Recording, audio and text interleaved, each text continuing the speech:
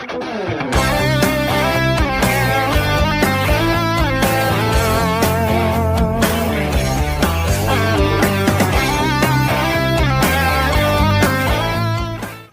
தி Lord, ஹல்லேலூயா. கிறிஸ்துவுக்குள் பிரியமானவர்களே, இந்த அருமையான காலை வேளையிலும் தேவ சமூகத்துக்கு வந்தவங்க ஒவ்வொருவரையும் இயேசுவின் இணையற்ற நாமத்தினாலே அன்பின் வாழ்த்துக்கள். ஓய்வு நாளுக்கென்று வந்திருக்கவங்க ஒவ்வொருவரையும் கர்த்தர் தாமே உங்களை ஆசீர்வதிப்பாராக. இந்த நாளில் தேவன் பேசுகிற வார்த்தைக்கு நேராக நம்முடைய கவனத்தை திருப்பலாம். அதற்கு முன்பதாக கண்களை மூடி நாம் ஜெபிப்போம்.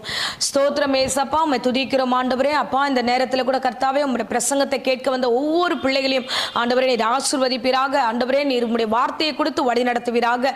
சத்தியத்தை அறிந்து கொள்ளும் போதே அந்த சத்தியங்கள் எல்லாம் ஆண்டவரே இந்த பிள்ளைகளுடைய வாழ்க்கையில பெரிய விடுதலை தரப்போவதற்காய் ஸ்தோத்திரம். எங்களோடு முகமுகமாய் பேசி ஆசீர்வதிங்க. எல்லா தடைகளையும் கர்த்தர் நீக்கி போடுவீராக.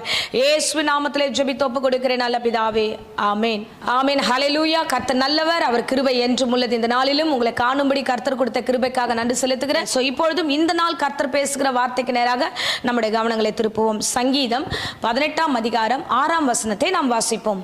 எனக்கு உண்டான நெருக்கத்திலே கர்த்தரை நோக்கி கூப்பிட்டு என் தேவனை நோக்கி அபயமிட்டேன். தமது ஆலயத்திலிருந்து என் சத்தத்தை கேட்டார். என் கூப்பிடுதல் அவர் சந்நிதியில் போய் அவர் செவிகளில் ஏறிற்று. ஆமென், ஹல்லேலூயா. கர்த்தர் நல்லவர். இந்த காலை வேளையில தேவனாகிய கர்த்தர் நம்மோடு பேசுகிறார். என் நெருக்கத்துல கர்த்தரை நோக்கி கூப்பிட்டேன் தாவீது சொல்லுகிறார். பாருங்க, ஆவிக்குரிய வாழ்க்கையில அநேகருக்கு ஒரு நெருக்கம் வரும். சோ நாம நெருக்கம் வரும்பொழுது நம்ம எப்படி இருக்கணும், எதை நோக்கி நம்மளுடைய கவனங்கள் இருக்கணும். நெருக்கம் வராத ஜனங்கள் யாருமே இல்லை. இந்த உலகத்துல பிறந்துட்டா, இந்த உலகத்துல இருந்து நம்ம போகிற வரைக்கும் கண்டிப்பா இந்த உலகத்துல உபத்திரம் உண்டு. அததான் வேதம் நமக்கு கற்றுக் கொடுத்திருக்கிறது. உலகத்துல உபத்திரம் உண்டு, ஆனாலும் திடன் கொள்ளுங்கள், நான் உலகத்தை ஜெயித்தேன் என்று கர்த்தராகிய தேவன் சொல்கிறார். அப்போ இந்த உலகத்துல உபத்திரம் உண்டு, நெருக்கம் உண்டு. அந்த நெருக்கத்திலையும் உபத்திரத்திலையும் அந்த அழுத்தத்திலையும் நாம எப்படி நடந்து கொள்ள வேண்டும் என்பதுதான் இன்றைக்கான காரியம். தாவீது எப்படி நடந்து கொண்டார் வேதம் சொல்கிறது.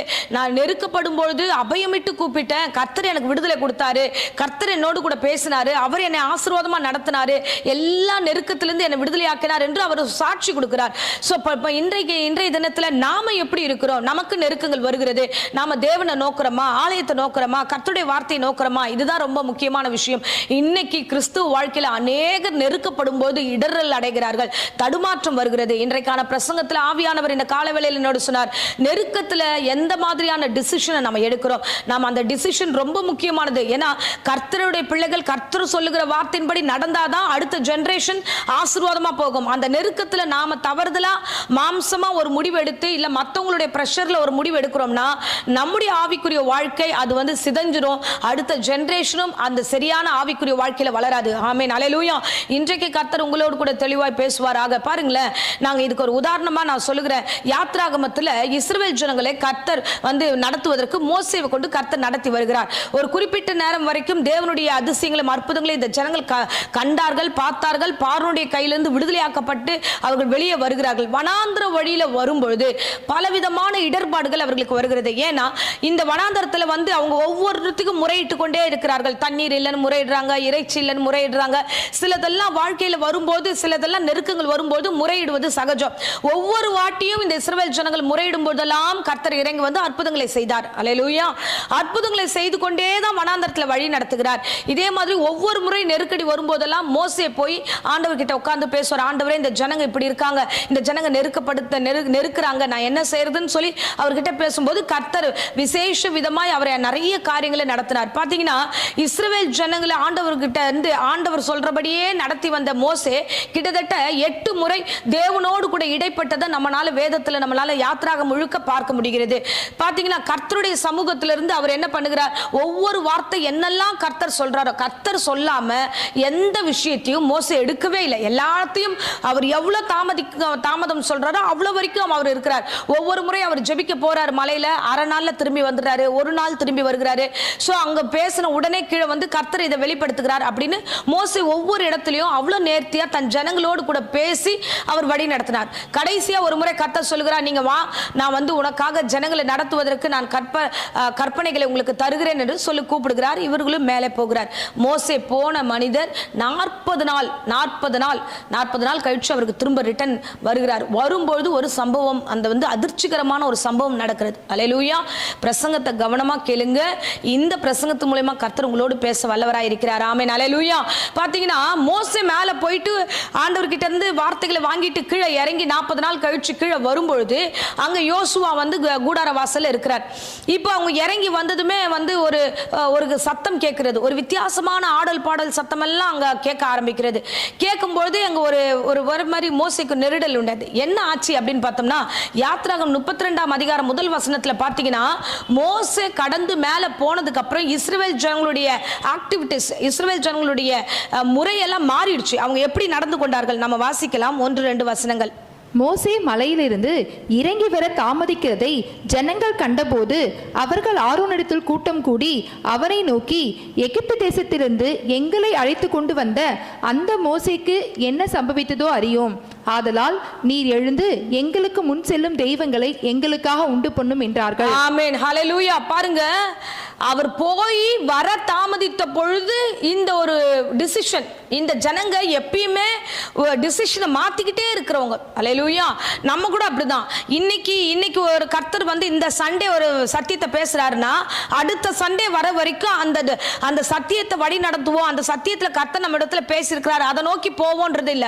நம்ம இமீடியட்டா மறுநாள் என்ன சத்தியம், மறுநாள் என்ன விஷயம், மறுநாள் அடுத்து நம்ம மாத்திக்கிட்டே இருக்கோம். இஸ்ரவேல் ஜனங்களும் அப்படிதான் பண்ணிட்டாங்க. என்னன்னா, அவர் வர தாமதித்த போது, ஏன்னா ஒவ்வொரு முறையும் அவர் போனாரு, அவர் வந்துட்டாரு, போனாரு வந்துட்டாரு. இந்த தடவை போனாரு, 40 நாள் ஆகுது, இன்னும் ஆளை காணோம். இப்போ என்ன நடந்துச்சோ தெரியல. நம்மளை வழி நடத்தினவர் யாரு, எங்க போனார் என்னன்னு தெரியல. அவங்க சொல்லும் போதே சொல்லுகிறார்கள், ஆரோடத்துல கூட்டம் கூடி. அல்லேலூயா.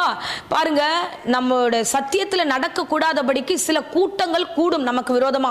அந்த கூட்டங்கள் என்ன பண்ணும் தெரியுமா? கூட்டம் கூடி ஒரு அழுத்தத்தை தரும், ஒரு பிரஷரை கொடுக்குது. என்ன கொடுக்குறாங்கன்னா, நம்மளை கொண்டு வந்த மோசே என்ன ஆனாருன்னு தெரியல, அவர் எங்க போனாருன்னு தெரியல, வருவாரா வரமாட்டாரான்னு தெரியல, இனிமே வழி நடத்தி போறதுக்கு எங்களுக்கு ஒரு தெய்வத்தை உண்டு பண்ணும். அல்லேலூயா. ஒரு பிரச்சனை, ஒரு தாமதம் வருது, ஒரு நெருக்கடி வருது. அங்க மோசே இல்ல, அது ஒரு நெருக்கடியான சூழ்நிலை தான். 40 நாள் ஆச்சுதான். சோ அங்க ஒன்னும் இல்லதான். ஆனா அந்த நெருக்கடியில இவ்வளோ நாள் அற்புதத்தை நடந்து வந்தாரு, இப்ப என்ன நடந்ததுன்னு தெரியல. ஆரோனை கூப்பிட்டு அந்த இஸ்ரவேல் ஜனங்க சொல்லியிருக்கணும், நீங்க என்ன நடந்துச்சுன்னு தெரியல, நீங்க போய் மலையில போய் ஒன்னா பார்த்துட்டு வாங்க. ஆனா அடுத்த அதிகாரத்துல நீங்க இருக்கீங்க, ஆண்டவர் உங்களையும் அபிஷேகம் பண்ணி வச்சிருக்கிறார், நீங்க போங்கன்னு அப்படி பேசியிருக்கலாம். ஆனா 40 நாள் கண்ட அந்த அற்புதங்களும், அந்த 40 நாள்ல ஆண்டவர் எத்தனையோ காரியங்கள் இந்த ஜனங்களோடு கூட பேசினதெல்லாம் அவங்க உணர்ந்திருக்கிறாங்க. 40 வருஷமா அவங்க கடந்து வந்த பாதைகளை நினைச்சிருக்கலாம். அந்த 40 நாள்ல எதையுமே நினைக்கல. அவங்க வந்த வரைக்கும் வராங்க, கூட வந்துட்டே இருக்கிறாங்க. அல்லேலூயா. நான் அதுதான் கடந்த நாள் கூட சொன்னேன், கூட வரவங்களோட நம்ம சேர்ந்து நடந்து போயிட்டே இருப்போம். வராதவங்க மைண்ட் செட் எப்படி ஆயிடும் தெரியுமா? வேற விதமா தோணும், அவங்களுக்கு வித்தியாசமான எண்ணங்கள் எல்லாம் தோணும். அப்போ தேவ பிள்ளைகளை எப்படி ஆண்டவர் நடத்துறாருன்னா, வேத வசனத்தில் நடத்திக்கிட்டே இருக்கும்போது நம்ம கூட போயிட்டே இருக்கணும். அல்லேலூயா. இப்ப தாமதம் ஆயிடுச்சு, நடந்து வந்த பாதைகள் நிறைய விஷயங்கள் இருக்கு. ஆண்டவர் நிறைய நமக்கு நன்மை செஞ்சிருக்கிறாரு. மோசே எங்கேயோ போயிருக்காரு, சீக்கிரமா வரணும், என்ன ஆச்சு தெரியல. ஆரோன் கிட்ட வேற விதமா அப்ரோச் பண்ணிருக்கலாம். எங்களுக்கு பயமா இருக்கு, எப்படி நடக்குதுன்னு தெரியல. ஆனா அவங்க அதை பண்ணல. அவங்க என்ன பண்ணாங்க தெரியுமா? எங்களுக்கு வேற தெய்வம் வேணும், எங்களுக்கு வேற காரியம் வேணும். அப்போ செங்கடலை கடந்து வர செய்தது, அந்த பார்வோனிடத்தில் அற்புதங்கள், 10 அற்புதங்களை செய்து கர்த்தர் வெளியே கொண்டு வந்த விஷயங்கள், கண்மலையில் ஆண்டவர் தண்ணியை வர வச்சது, இது எதுவுமே அவங்க கண்ணுக்கு தெரியல. இறைச்சியை கர்த்தர் கொடுத்தார், எதுவுமே தெரியல. இதெல்லாம் சாதாரண மிராக்கிள்ஸ் கிடையாது. இதெல்லாம் அமேசிங்கான விஷயம், நம்மளால கிரகிக்கவே முடியாது. இதுவரைக்கும் முன்ன பின்ன இந்த மாதிரி நடந்ததே கிடையாது. அப்பேற்பட்ட விஷயத்தை தான் இந்த இஸ்ரவேல் ஜனங்கள் கடந்தார்கள். வானத்திலிருந்து தூதர்கள் சாப்பிட்ட அந்த மன்னாவை ஆண்டவர் போஷித்தார். அப்போ அப்பேற்பட்ட வழி நடத்துதல்ல அதிசயத்தை கர்த்தர் செய்தாரு. அதை எல்லாம் கம்ப்ளீட்டா மறந்தாச்சு, எல்லாம் மறந்தாச்சு. நெருக்கம் வந்துருச்சு, தாமதம் வந்துருச்சு. நம்ம லைஃப்ல அடுத்து என்ன நடக்க போகுது? தாமதம். இது ரொம்ப தாமதமா இருக்கு, இது ரொம்ப நெருக்கடியா இருக்கு, இதெல்லாம் எங்களால சகிக்கவே முடியல. எங்களுக்கு அடுத்த ஒரு காட் எங்களுக்கு ரெடி பண்ணுங்க, அடுத்த ஒரு விஷயத்தை செய்யுங்க. அல்லேலூயா.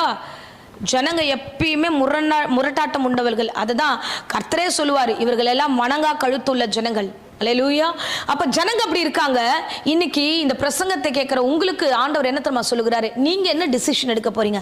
தாமதம் வருவது சகஜம், நெருக்கம் வருவது சகஜம். கர்த்தர் விசுவாசத்தின் பரீட்சையை கூட பார்க்கலாம் இல்லையா? நான் தாமதிக்கிறேன், நீ என்ன பண்ணுகிற, நீ விசுவாசத்துல நிக்கிறியா நிக்கலையா, இதை கூட பார்க்கலாம் இல்லையா? இப்போ தாமதித்த அந்த சூழ்நிலையில ஆரோன் என்ன பண்ணியிருக்கணும் அப்படின்னா, இன்னைக்கு ஆரோன் பண்ணினதான பெரிதான தவறு தான் இன்னைக்கு தேசங்கள் பாதிக்கப்பட்டிருக்கிறது. ஸோ ஆரோன் என்ன பண்ணினார்? அவங்க கூட்டம் கூடி வரும்பொழுது ஆரோன் பண்ணின தவறு 2ஆம் வசனத்தை நம்ம வாசிக்கலாம். அதற்கு ஆரோன், உங்கள் மனைவிகள் குமாரர் குமாரத்திகளுடைய காதுகளில் இருக்கிற பொன்னணிகளை கழற்றி என்னிடத்தில் கொண்டு வாருங்கள் என்றான். ஆமென், ஹல்லேலூயா. இவர் என்ன பண்ணாரு? எல்லாரையும் அவங்க பிரஷர் கொடுக்குறாங்க, நீங்க எனக்கு ஒரு தெய்வத்தை கொடுக்கணும் அப்படின்னா இவர் பேசியிருக்கணும், ஆரோன் பேசியிருக்கணும். ஏன்னா ஆரோனை போல ஒருவன் அழைக்கப்பட்டால் வழியே இந்த கனமான ஊழியத்தை செய்யவே முடியாதுன்னா அப்ப கனமுள்ள ஒரு ஊழியன் தான் அவரு. அல்லேலூயா. அவரை மாதிரி இந்த வேர்டு இந்த பைபிள்ல வேற எங்கேயும் இல்லை. அவரை மாதிரி கனத்தோட அழைக்கப்பட்டிருக்கணும் போது அப்ப அந்த பொறுப்பு இருக்கிற மனுஷன் கடந்து வந்த பாதையெல்லாம் இவர் பார்த்தாரு. இப்ப ஜனங்க முக்கியமா கடவுள் முக்கியமா? ஜனங்க முக்கியமா? அதை யோசிச்சிருந்தாருன்னா ஜனங்க பிரஷர் கொடுக்குறாங்க, அதனால என்ன பண்ணலாம், இப்பத்துக்கு டெம்பரவரியா ஒரு விஷயத்தை செய்யறேன். அல்லேலூயா. எத்தனை ஜனங்கள் ஆனாலும் வருவார்கள் போவார்கள், ஆனா கர்த்தருக்கு விரோதமா நம்ம எந்த சூழ்நிலையும் மாறவே கூடாது. அல்லேலூயா. நீங்க இன்னைக்கு ஆரோனை போல ஒரு காரியத்தை ஆண்டவர் உங்க இடத்துல எதிர்பார்க்கிறார். உங்ககிட்ட நெருக்கம் வருகிறது, உங்க இடத்துல பிரஷர் வருகிறது, நீங்க நிக்க வேண்டிய சுச்சுவேஷன்ல நீங்க நிக்கணுமே தவிர அந்த இடத்தை ஸ்கிப் பண்ணி வேற வழியில நமக்கு ஒரு ரெமடியை தேடிக்க கூடாது. வேற வழியில ஏதாவது ஒரு ஆசீர்வாதத்தை நம்ம தேடவே கூடாது. ஏதாவது ஒரு வழியில வந்துட்டோமே அப்படின்லாம் ஆல்டர்னேட்டிவ்க்கு நம்ம எதையாவது ஒன்ன செட் பண்ணி அதை ரெடி பண்ணி அதை காமிக்க தப்பு. அந்த வார்த்தை நம்ம செய்யக்கூடாது. அல்லேலூயா. இவர் என்ன தெரியுமா பண்ணாரு? இமீடியட்டா அவங்க நெருக்கம் கொடுத்தார்கள். அவர்கள் எல்லாம் கூட்டம் கூடி கூட்டத்தை பார்த்ததுமே முதல்ல பயந்துட்டாரு. ஒண்ணு. ரெண்டாவது நெருக்கம் கொடுக்குறாங்க, எங்களுக்கு ஒண்ணு வேணும் அப்படின்றாங்க. மூணாவது அவர் யோசிக்கிறார், இவ்வளவு கூட்டத்தை நம்மளை விட்டு போயிடுச்சுன்னா நம்ம அனாதி ஆயிடுவோம், நம்ம வேஸ்ட் ஆயிடுவோம், நம்ம என்ன பண்ணலாம், சரி ஓகே எல்லாம் உங்க வைஃப்க்கு எல்லாம் காதுல இருக்கிறது எல்லாத்தையும் கழட்டுங்க அப்படின்ட்டு அதை உண்டு பண்ணி. அல்லேலூயா.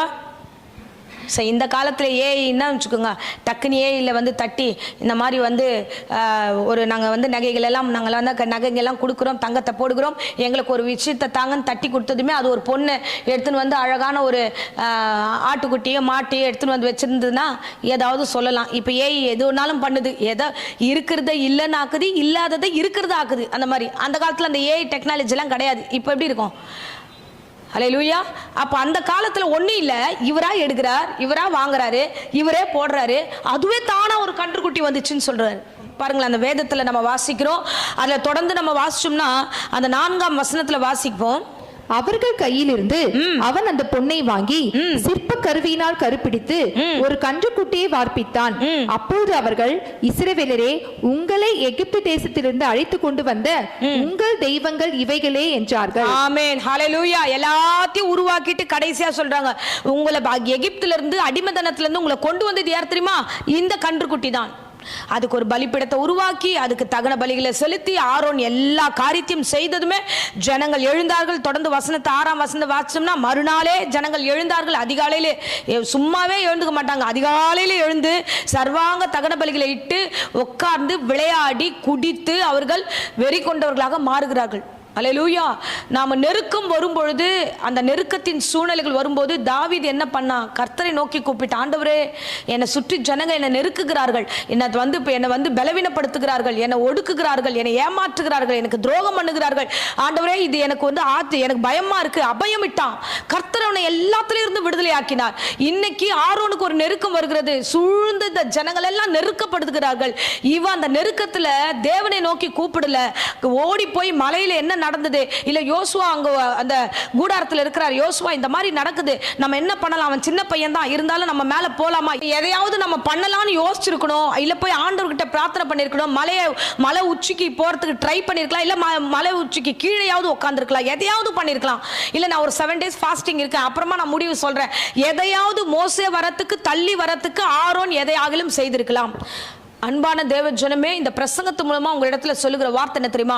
உங்களை நெருக்குகிற காரியங்கள், உங்களை நெருக்குகிறாங்க, கூட்டம் கூடி தேவையற்ற காரியங்களை பேசுகிறார்கள், இல்லைன்னா பிரச்சனைகள் நெருக்குகிறது, பண பிரச்சனையால் நெருக்கப்படுகிறீர்கள், உபத்திரவத்தின் வழியா இருக்கு, இல்லைன்னா வியாதி நிமித்தமா நெருக்கப்பட்டிருக்கீங்க, இந்த ரிப்போர்ட்ஸ் எல்லாம் ரொம்ப மோசமா இருக்கு, இந்த மாதிரி டாக்டர்ஸ் இப்படி சொல்லியிருக்காங்க, பல நெருக்கங்கள் வரும். பிசாசானவன் உங்களை தேடி நீங்கள் எதுல விழுந்தீர்களோ, எதுல பலவீனப்பட்டீர்களோ, எந்த காரியத்திலோ அதுல நெருக்கத்துல கொடுத்து உங்களை கிறிஸ்து கிறிஸ்துவின் விசுவாசத்திலிருந்து விலகி போகும்படியாக அவர்கள் உண்டு பண்ணுவார்கள். அப்ப நம்ம என்ன பண்ணணும்னா, அந்த டைம் என்ன காரியம் நெருக்கத்தில் இருக்கீங்களோ மனுஷனை பார்க்காதீங்க, தேவன் என்ன சொல்லுகிறாரோ அவரிடத்துல உட்காருங்க, அவரிடத்துல அழுவுங்க, அவரிடத்துல புலம்புங்க. ஆண்டவரே இந்த காரியம், ஆண்டவரே இந்த ரிப்போர்ட்ஸ் மாத்துங்க, ஆண்டவரே இந்த பிரச்சனையை மாத்துங்க, ஆண்டவரே இந்த சூழ்நிலையை மாத்துங்க ஆண்டவரே, போராடி நம்ம ஜெபிக்கணும். அல்லேலூயா. சோ ஜனங்க சொல்றாங்க அதனால செஞ்சேன், ஜனங்க சொன்னாங்க அதனால இங்க போனேன், ஜனங்க சொன்னாங்க அதனால இந்த காரியத்துல நான் இன்வெஸ்ட் பண்ணேன், இவங்க எல்லாம் இதை சொன்னாங்க அதனால நான் இந்த மெடிக்கல் காரியத்தை பார்த்தேன் அப்படின்னு மத்தவங்க மேல நம்ம பழி போடக்கூடாது. உங்கள் விசுவாசம் எங்க போச்சு? உங்களுடைய விசுவாசம் எங்க? கர்த்தர் உங்களுக்கு பண்ணின அபிஷேகம் எங்க? உங்களுக்குன்னு ஒரு ஸ்பெஷல் அபிஷேகம் உண்டே. அல்லேலூயா. கர்த்தர் சொன்னாரே, உங்களை அபிஷேகம் பண்ணி இருக்கிறேன்ட்டு, உன்னை பெயர் சொல்லி அழைத்து நீ என்னுடையவன் சொல்லி அபிஷேகம் பண்ணாரு, உங்களை வழி நடத்தினாரு, நான் உன்னை விட்டு விலகல, உன்னை கைவிடலன்னு சொன்னாரு. அப்ப அந்த தேவன் கிட்ட நம்ம ஒரு வசனத்தை வார்த்தையை வாங்காம, வசனத்தை வாங்காம நாம மனுஷங்க சொல்ற மாதிரி நம்ம செஞ்சோம்னா கிறிஸ்துவ வாழ்க்கையில நம்ம நிலைச்சிருக்கவே முடியாது. அல்லேலூயா. கர்த்தர் அந்த இடத்துல கோவப்பட்டு என்ன தெரியுமா சொல்லுகிறாரு?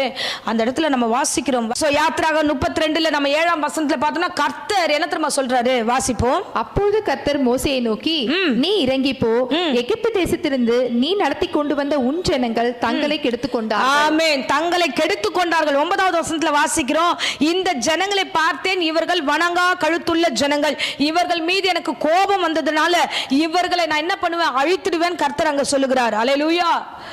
அப்போ கர்த்தருக்கே கோபம் வரா மாதிரி அபிஷேகம் பண்ணப்பட்டவர்கள் இன்னைக்கு தேவையில்லாத காரியங்களை செய்யும் போது கர்த்தருக்கே கோபம் வருது. ஆண்டவர் எப்படிப்பட்ட தேவன் தெரியுமா? அவர் இரக்கம் உள்ளவர், இரக்கம் உள்ளவர்களுக்கு இரக்கம் உள்ளவர், தயவு உள்ளவருக்கு தயவு உள்ளவர்.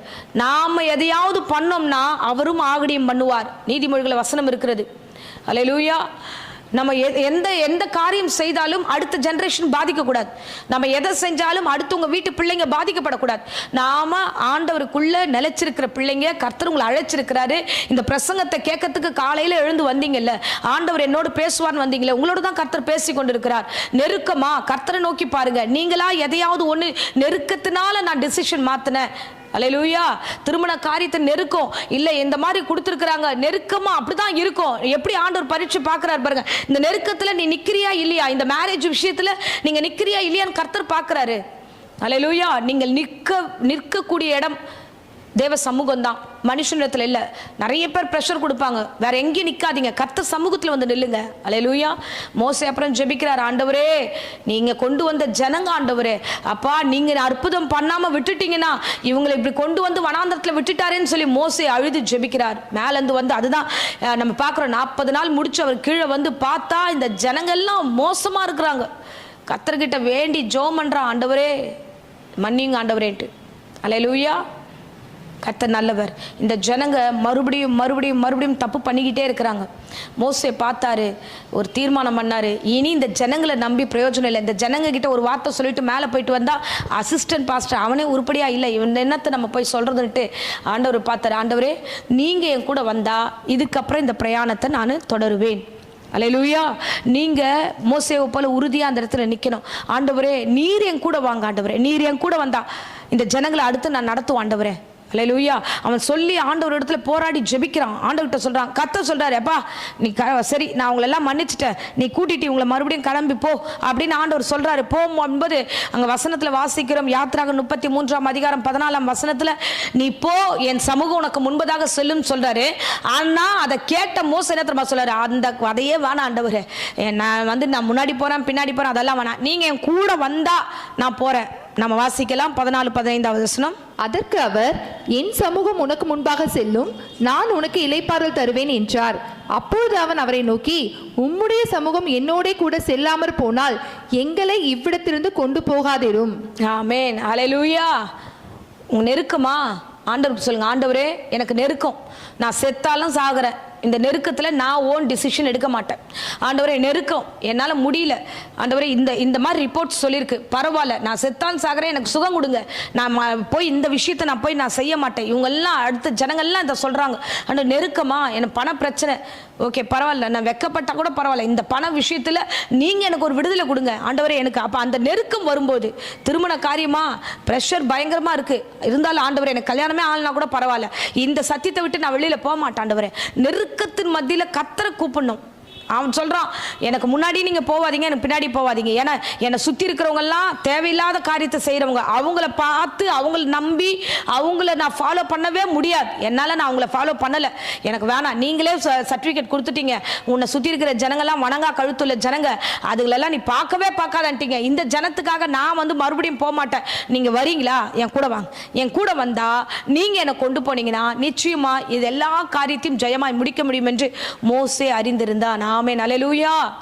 தாவீது அறிந்திருந்தான். நான் அபயமிட்டேன், ஆலயத்திலிருந்து கூப்பிட்டேன், கர்த்தர் எனக்கு விடுதலை கொடுத்தார், நெருக்கத்திலிருந்து காப்பாற்றினார். உங்களுக்கு என்ன நெருக்கம், என்ன காரியம்? உங்க விஷயத்துல ஏதோ தாமதமாகுது, நெருக்குறாங்க சுத்தி இருக்கிறவங்களாம், தாமதமாகுது, ஒன்றும் நடக்கல. நெருக்கத்துக்காக முடிவெடுக்காதீங்க.